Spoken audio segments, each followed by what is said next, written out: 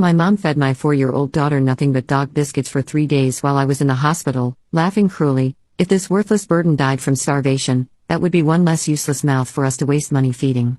When I confronted them about my malnourished child, Dad snapped viciously, "That genetic mistake deserves far worse treatment for contaminating and wasting our precious family bloodline."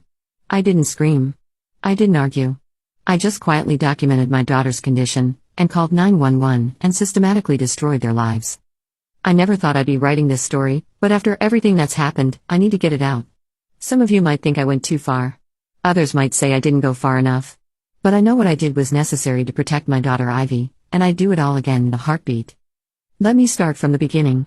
My name is Brooke, and I'm a single mother to the most beautiful, intelligent 4-year-old girl you could ever imagine. Ivy has these bright green eyes that sparkle when she laughs and curly blonde hair that bounces when she runs. She's everything to me, my whole world wrapped up in a tiny human who still believes in fairy tales and thinks vegetables are optional. My relationship with my parents, Gloria and Harold, has always been strained. They're old school, traditional people who never quite accepted that their daughter had a child out of wedlock. When Ivy was born, they made their disapproval clear, but I thought they'd come around. After all, she was their granddaughter. How wrong I was. The trouble started 3 months ago when I was rushed to the hospital with severe appendicitis. The pain hit me like a freight train at 2 a.m., and by the time my neighbor drove me to the emergency room, I was barely conscious. The doctor said if I'd waited another hour, my appendix would have burst and I could have died. With no other options and my ex-boyfriend Austin completely out of the picture, I had to call my parents to watch Ivy. They lived only 20 minutes away, and despite our rocky relationship, they were family. They reluctantly agreed, though my mother Gloria made sure to sigh dramatically and mutter about inconvenience under her breath. "We'll take care of her," my father Harold said in that clipped tone he used when he was doing something he didn't want to do. "Just focus on getting better." I spent 3 days in the hospital. 3 days of pain medication, 4 drips, and worrying about my little girl.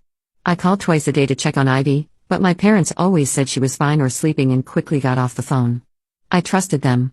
They were her grandparents. What could go wrong? Everything, as it turned out. When I was finally discharged and my neighbor picked me up from the hospital, I was exhausted but eager to see Ivy. The moment I walked into my parents' house, I knew something was terribly wrong. The house was too quiet, and there was an acrid smell in the air that I couldn't identify. I found Ivy in the guest bedroom, curled up on the bed in clothes that were clearly too big for her tiny frame. She looked up at me with those beautiful green eyes, but they were dull and sunken. Her face was gaunt, her cheeks hollow, and when she tried to smile at me, I could see how weak she was. "Mommy," she whispered, her voice barely audible. "I missed you so much." My heart shattered. In 3 days, my healthy, vibrant daughter had been transformed into a shadow of herself. I scooped her up, alarmed at how light she felt, and carried her to the living room where my parents were watching television. "What happened to her?" I demanded, my voice shaking.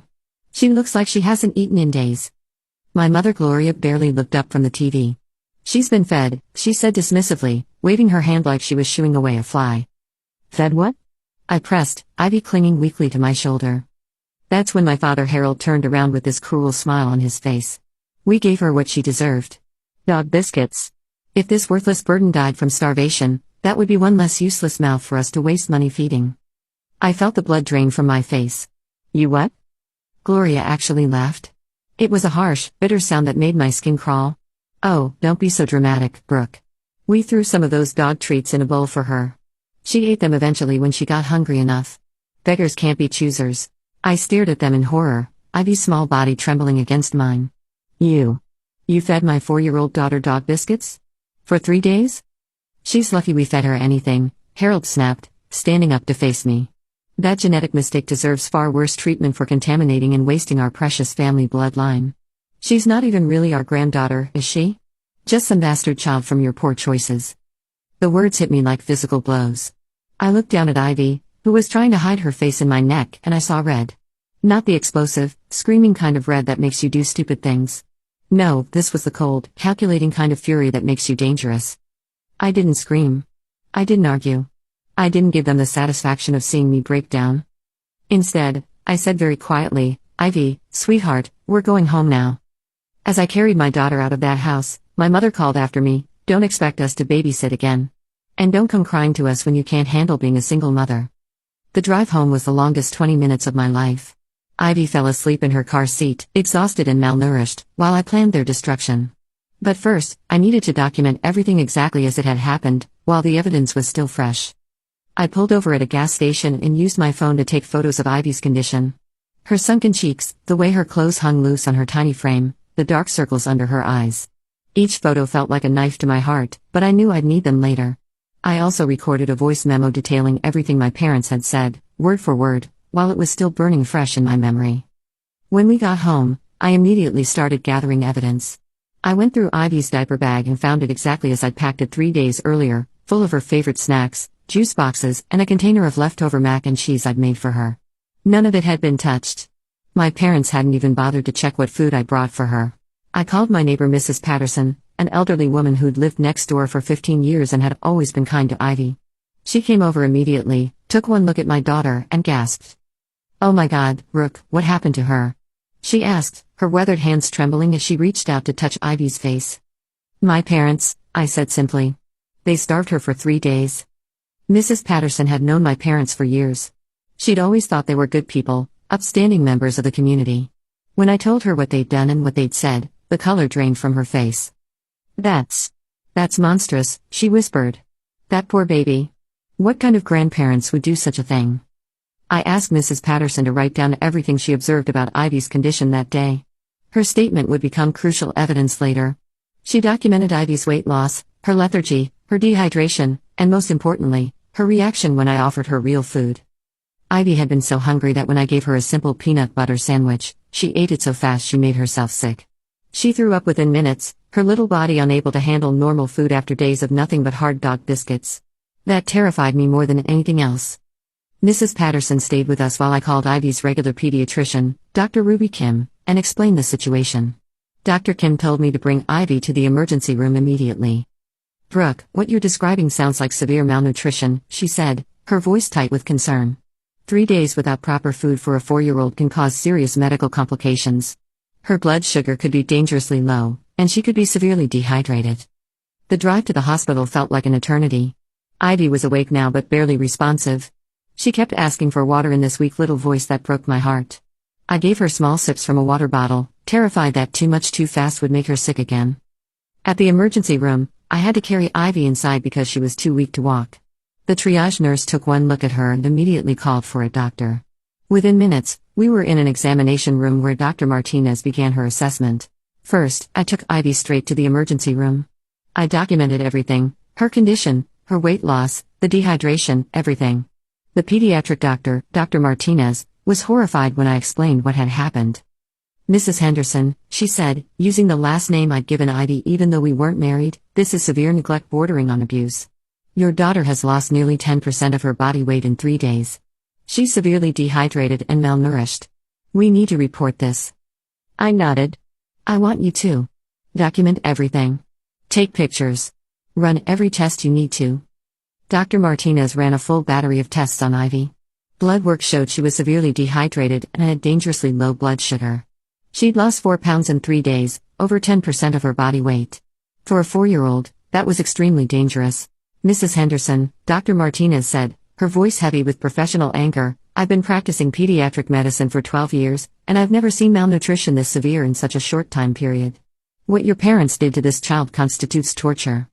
She ordered 4 fluids immediately and had Ivy admitted for 2-day observation. As they inserted the 4th into my daughter's tiny arm, Ivy looked up at me with those big green eyes and whispered, "Mommy, am I going to be okay?" I had to step out of the room to cry. The nurse, a kind woman named Betty who'd been working pediatrics for 20 years, followed me into the hallway. "Honey," she said, putting her hand on my shoulder, "I've seen a lot of child abuse cases in my time, but this one is particularly cruel. Your parents didn't just neglect her, they deliberately chose to torture her with starvation while mocking her suffering." Betty helped me understand the medical implications of what my parents had done. Ivy's body had gone into starvation mode, breaking down muscle tissue for energy. Her organs had been under severe stress. If I'd waited another day to pick her up, she could have suffered permanent kidney damage or worse. The fact that they had proper food available and chose to feed her dog biscuits instead shows this wasn't neglect, Betty explained. This was deliberate cruelty. While Ivy received 4 fluids and proper nutrition, I sat beside her hospital bed and made phone calls. But first, I called my ex-boyfriend Austin, Ivy's father, who lived 3 states away. Despite our complicated relationship and the fact that he'd been largely absent from Ivy's daily life, he needed to know what had happened to his daughter. Austin and I had broken up when I was 6 months pregnant. He wasn't ready to be a father, and I wasn't going to force him. He paid child support sporadically and had only seen Ivy a handful of times since she was born. When I told him what my parents had done, he was silent for a long moment. "Brooke," he said finally, his voice shaking with rage, "I'm driving up there tonight. I want to see her, and I want to help you make those monsters pay." "Austin, she's going to be okay," I assured him. "But yes, come. She'd love to see you." The first official call was to Child Protective Services. I reported my parents for child abuse and neglect, providing them with all the medical documentation and the hospital's report. The CPS worker, Ms. Rodriguez, came to the hospital that evening to interview me and observe Ivy. Ms. Rodriguez was a no-nonsense woman who'd been investigating child abuse cases for 15 years. When I showed her the photos I'd taken and repeated what my parents had said, her jaw tightened. "Ma'am, I want you to know that what your parents did meets the legal definition of torture under our state statutes," she said. "Deliberately starving a child while mocking their suffering goes beyond simple neglect. This is criminal abuse, and I'll be recommending immediate prosecution." The second call was to my friend Jessica, who worked as a paralegal at a family law firm. "Jess," I said when she answered, "I need help destroying some people who hurt my daughter." Jessica had been my college roommate and knew all about my difficult relationship with my parents. But when I told her what they'd done to Ivy, she was speechless. "Brooke, that's evil," she whispered. "Pure evil. Don't worry about anything. I'm calling my boss right now, and we're taking this case. We're going to make them pay for every ounce of suffering they caused that baby." Jessica didn't ask questions about legal fees or retainers. She just said, "I'll be right there." The third call was to my cousin Mike, who worked in social media marketing and had a particular talent for making things go viral. Mike was only 2 years older than me, and we'd grown up together. He'd always hated how my parents treated me, but what they'd done to Ivy pushed him over the edge. "Mike, I need your help with something that's going to make you sick to your stomach, but I need you to help me make sure everyone knows about it." When I told him the story, he was quiet for a long moment. Then he said, "Cousin, by the time I'm done with them, their names are going to be synonymous with child abuse. They'll never be able to show their faces in public again." Austin arrived at the hospital at 2 a.m., having driven straight through from Ohio. When he saw Ivy sleeping in the hospital bed, hooked up to 4 lines and looking so small and fragile, he broke down crying. This was one of the few times he'd seen his daughter in months, and seeing her in this condition clearly affected him deeply. "I should have been more involved," he kept saying. "I should have known what kind of people they were." I explained that this wasn't his fault. We both trusted my parents because they were family. Neither of us could have predicted this level of cruelty. Austin stayed with us for the next week, helping where he could and supporting me through the initial legal proceedings. While he didn't immediately decide to move closer permanently, he did commit to being more present in Ivy's life going forward. By the time Ivy was stable and we were allowed to go home, I had a plan. But more than that, I had a support system. Austin, Jessica, Mike, Mrs. Patterson, and even Ivy's hospital care team had all rallied around us. They'd all been so horrified by what my parents had done that they were eager to help ensure justice was served. The plan wasn't just about revenge, it was about protection. I needed to make sure my parents could never hurt Ivy again, and I needed to warn other people about what they were capable of. If they could do this to their own granddaughter, what might they do to other children? As I tucked Ivy into her own bed that first night home, she looked up at me and said, "Mommy, I'm never going back to Grandma and Grandpa's house, am I?" "No, sweetheart," I told her, smoothing her hair. "You never have to see them again." "Good," she said simply. "They were mean to me." That's when I knew I was doing the right thing.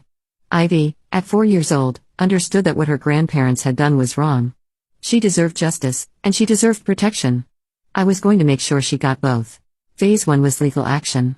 Jessica connected me with her boss, attorney Patricia Wong, who specialized in family law and civil cases. When I explained what had happened, she immediately took the case pro bono. "Brooke," she said, her usually calm demeanor replaced with barely controlled anger, "what your parents did constitutes child abuse, neglect, and possibly attempted murder depending on how the prosecutor wants to frame it. We're going to pursue both criminal charges and a civil lawsuit." Attorney Wong was a powerhouse in family law, known for her relentless pursuit of justice for children. She'd been practicing for 20 years and had never lost a child abuse case. When she met Ivy and saw the medical records, her professional composure cracked slightly. "I have a granddaughter Ivy's age," she told me privately. "What your parents did. It's unspeakable. We're going to make sure they pay for every moment of suffering they caused this child." The criminal charges came first. CPS had already begun their investigation, and with the medical evidence, it was an open and shut case. Attorney Wong worked closely with the prosecutor's office to ensure the charges reflected the severity of the crime. "We're not just charging them with child abuse," she explained. "We're charging them with aggravated child abuse with intent to cause serious bodily harm. The deliberate nature of their actions, combined with their callous statements, elevates this to a felony level." The prosecutor, District Attorney Karen Mills, was a tough woman who'd built her career on protecting children. When she reviewed the case file, she immediately decided to pursue the maximum charges possible.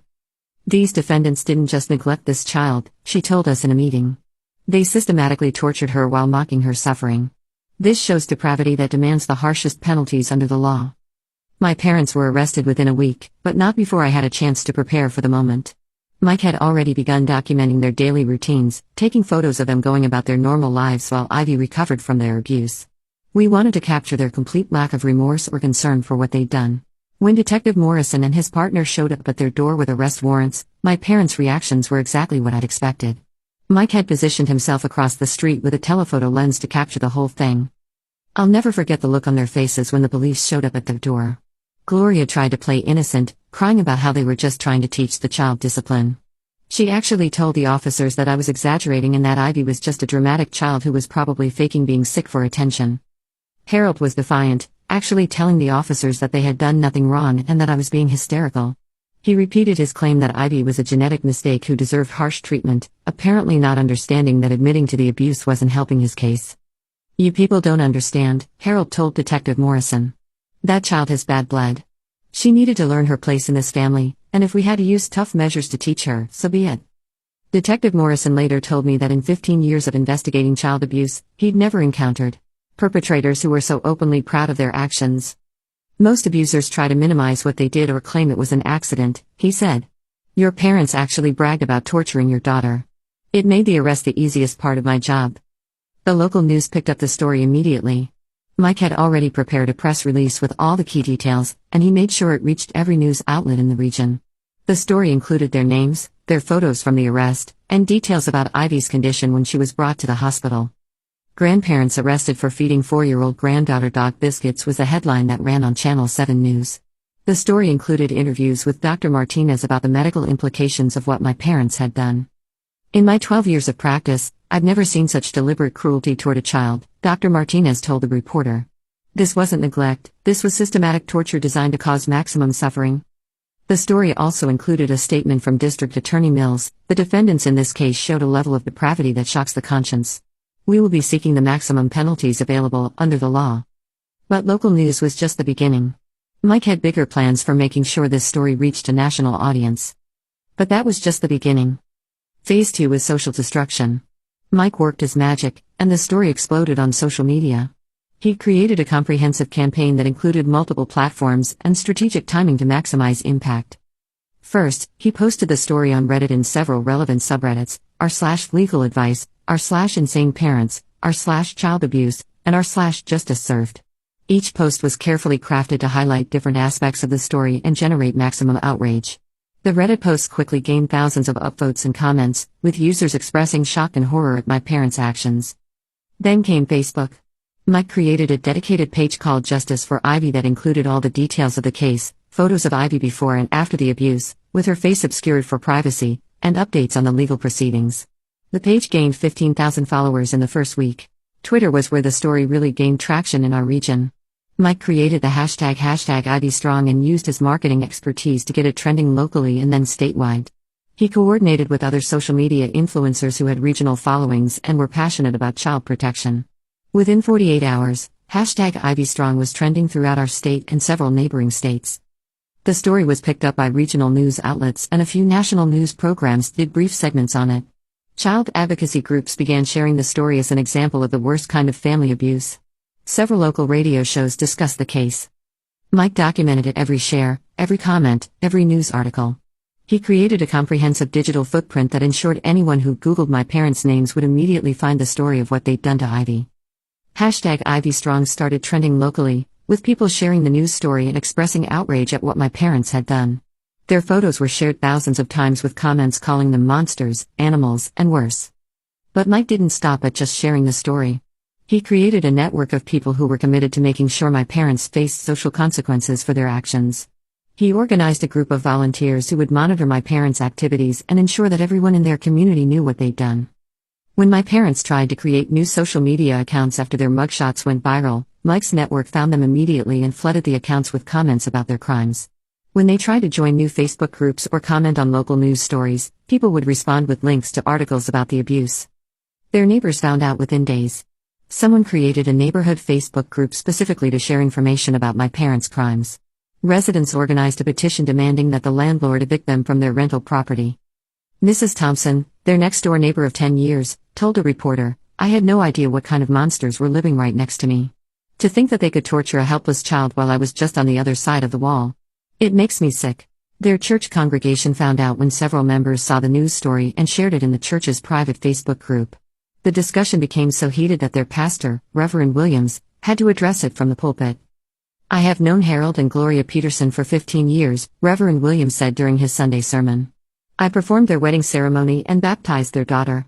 But what they have done to their granddaughter is so contrary to Christian values of love and protection for children that I cannot, in good conscience, allow them to remain part of this congregation."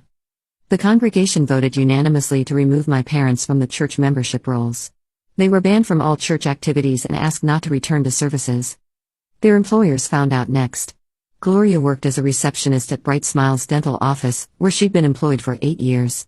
When patients started calling to complain about employing someone who abused children, the office manager, Dr. Kevin Richards, was forced to act. "We received over 200 calls in one day," Dr. Richards told a reporter. "Patients were threatening to find new dentists if we continued to employ someone who tortured children. From a business standpoint, we had no choice but to terminate her employment." Gloria was fired on a Tuesday morning when she arrived for work to find security waiting for her. She wasn't even allowed to clean out her desk. They boxed up her belongings and escorted her from the building. Harold was a supervisor at Morrison Manufacturing, where he'd worked for 12 years. When the story went viral and people started showing up to protest outside his workplace, carrying signs that read "Morrison Manufacturing employs child abusers and fire Harold Peterson now," the company's HR department sprang into action. "We conducted a thorough review of Mr. Peterson's employment in light of the serious criminal charges against him," said HR Director Jennifer Walsh. "While these charges are related to his personal life, they have created a hostile work environment and brought negative attention to our company. We have decided to terminate his employment effective immediately." Harold was terminated on a Wednesday afternoon. Security confiscated his access badges and walked him to his car while other employees watched from the windows. The protests outside his workplace had been organized by Mike's network of volunteers. They included parents from local schools, members of child advocacy groups, and just ordinary citizens who were outraged by what my parents had done. The protests were peaceful but persistent, and they made it clear that the community would not tolerate employing people who abused children. But losing their jobs was just the beginning of their social downfall. Their pastor, who had known them for 15 years, publicly condemned their actions from the pulpit and asked them not to return to the church. Their neighbors stopped speaking to them. Someone spray-painted child abusers on their garage door. Phase 3 was financial ruin. The civil lawsuit that Attorney Wong filed was for pain and suffering, medical expenses, emotional trauma, and punitive damages. We sued for $2.5 million, knowing we'd never get that much but wanting to make a point. During the discovery process, we found out some interesting things about my parents' finances.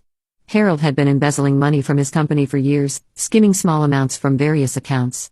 It wasn't enough to trigger automatic detection, but it was enough to add up to significant theft over time. I made sure that information found its way to his former employer's corporate security team. They launched their own investigation and discovered over $150,000 in stolen funds. Harold was charged with embezzlement and grand theft. Gloria, meanwhile, had been committing tax fraud for the past 5 years, claiming deductions for charitable donations she never made and hiding income from a side business cleaning houses. An anonymous tip to the IRS led to an audit that uncovered everything. Phase 4 was personal humiliation. This is where some people might think I went too far, but I was just getting started. I hired a private investigator to dig into their lives and find every dirty secret they'd ever tried to hide. What we found was a treasure trove of ammunition. Harold had been having an affair with his secretary for 3 years.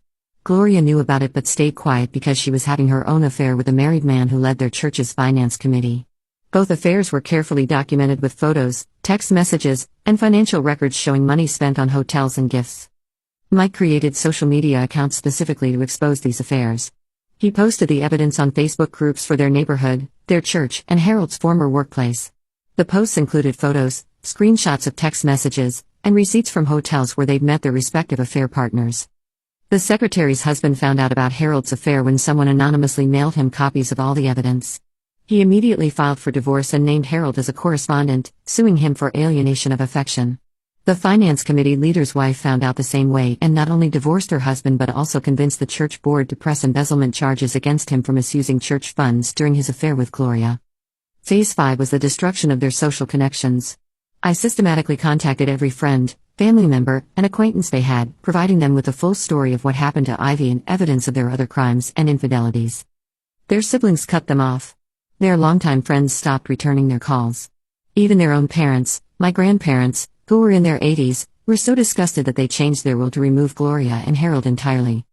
The criminal trials came first. Harold was sentenced to 3 years in prison for the charges related to Ivy, plus an additional 2 years for embezzlement. Gloria received 2 years for child abuse and neglect, plus 18 months probation and mandatory anger management classes. The civil trial came next. The jury was shown photos of Ivy before and after those 3 days, medical records documenting her condition, and video testimony from Dr. Martinez about the severity of her malnutrition and dehydration. They also heard recordings of my parents' own words, admitting what they had done and expressing no remorse.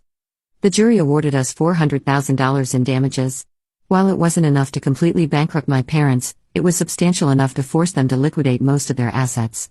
They had to sell their house, cash out their retirement accounts early, with heavy penalties, and take out loans against their remaining assets to pay the judgment. But I wasn't done.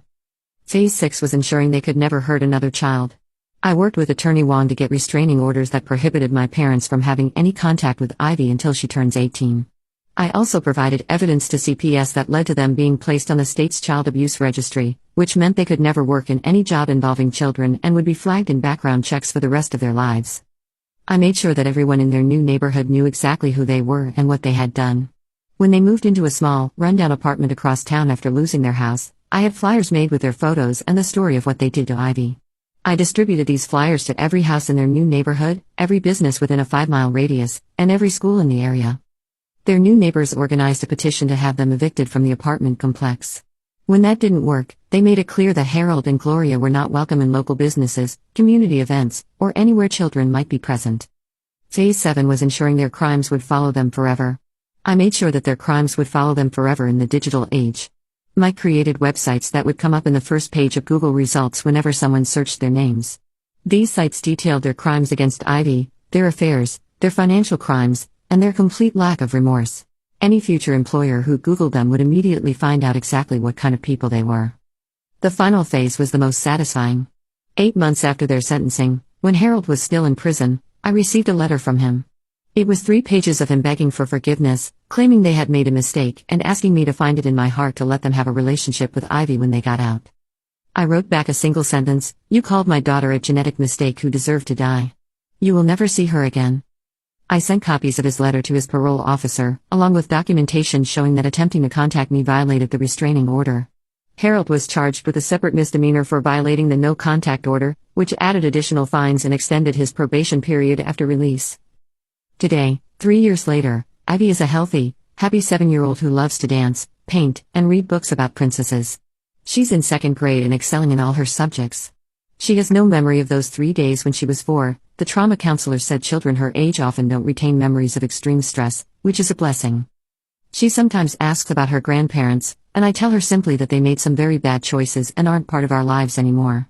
When she's older and can understand, I'll tell her the full truth, but for now, she's protected from that darkness. My parents were both released from prison within the past year.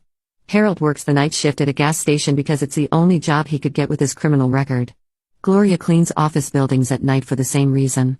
They live in a 1-bedroom apartment in the worst part of town, their credit is destroyed, and they're still making payments on the remaining portion of the civil judgment. They tried to send Ivy a Christmas card last year. I returned it to sender with contact violation, forwarded to police written across it in red ink. Some people have told me I went too far, that I destroyed their lives completely over 3 days of poor judgment. But those people didn't see Ivy's hollow cheeks and sunken eyes. They didn't hear my mother laugh about my daughter dying of starvation. They didn't hear my father call her a genetic mistake who contaminated our bloodline. I didn't just want justice.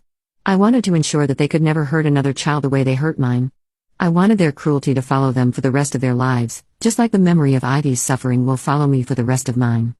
They showed no mercy to a helpless 4-year-old child. I showed them the same mercy they showed her. Ivy is safe now. She's loved, protected, and surrounded by people who would never dream of hurting her. She has a found family of friends, neighbors, and extended relatives who treat her like the precious gift she is. As for my parents, they have exactly what they deserve, nothing but the consequences of their own cruelty, following them wherever they go for the rest of their miserable lives. And I sleep peacefully every night knowing that Ivy will never have to see them again. Some of you might think I'm a monster for what I did. Others might think I'm a hero. I don't really care about either label. I'm a mother who protected her child, and I'd burn the whole world down before I'd let anyone hurt her again. My parents thought they could break my little girl's spirit and get away with it. Instead, they broke themselves against the wall of a mother's love and fury. I regret nothing.